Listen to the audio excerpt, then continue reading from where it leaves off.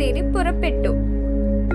മായാവിദ്യ കൊണ്ട് ക്ഷണമാത്രയിൽ വായുമാർഗം കൈലാസത്തിനടുത്തെത്തി. ഈ രൂപത്തിൽ എനിക്ക് പിതാവിന്റെ അരികിലെത്തുവാൻ നന്ദികേശൻ തുടങ്ങിയ ഭൂതഗണങ്ങൾ അനുവദിക്കില്ല. അതുകൊണ്ട് തൽക്കാലം മഹാവിഷ്ണുവിന്റെ രൂപം ധരിച്ച് താഴെ ഇറങ്ങുക തന്നെ.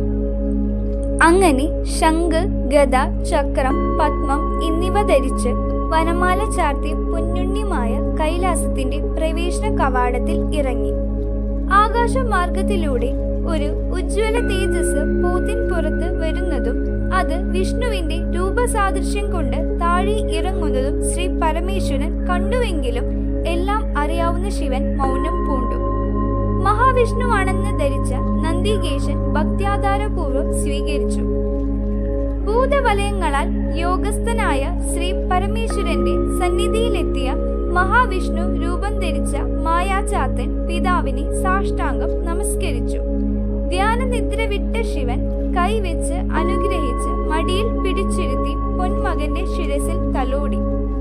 മായയാൽ ശ്രീ വിഷ്ണു രൂപം ധരിക്കയാൽ ശ്രീ വിഷ്ണുമായ എന്ന നാമത്തിലും ഇനിമേൽ അറിയപ്പെടും എന്ന് അനുഗ്രഹിച്ച് മകനു വേണ്ട നിർദ്ദേശങ്ങളും ഉപദേശങ്ങളും പ്രകൃതി രഹസ്യങ്ങളും നൽകി. അവസാനം ശ്രീ പരമേശ്വരൻ പറഞ്ഞു, പൊന്മകൻ ഇത്രയും കാലം വളർത്തമ്മയുടെ കൂടെയാണ് കഴിഞ്ഞത്. എന്നാൽ മകനെ യഥാർത്ഥ അമ്മയുടെ അടുത്തുപോയി നമസ്കരിക്കൂ. മകന് തിരിച്ചു ചെല്ലേണ്ടതായ സമയം അടുത്തുകൊണ്ടിരിക്കുന്നു എന്നുകൂടി ഓർമ്മപ്പെടുത്തി മകനെ പാർവതി സവിധത്തിലേക്ക് പറഞ്ഞയച്ചു. ശ്രീ പാർവതി ദേവിയുടെ സന്നിധിയിലെത്തിയ പൊന്മകനെ വാത്സല്യപൂർവ്വം ദേവി സ്വീകരിച്ചു. പൊന്നുണ്ണിമായ ലോകമാ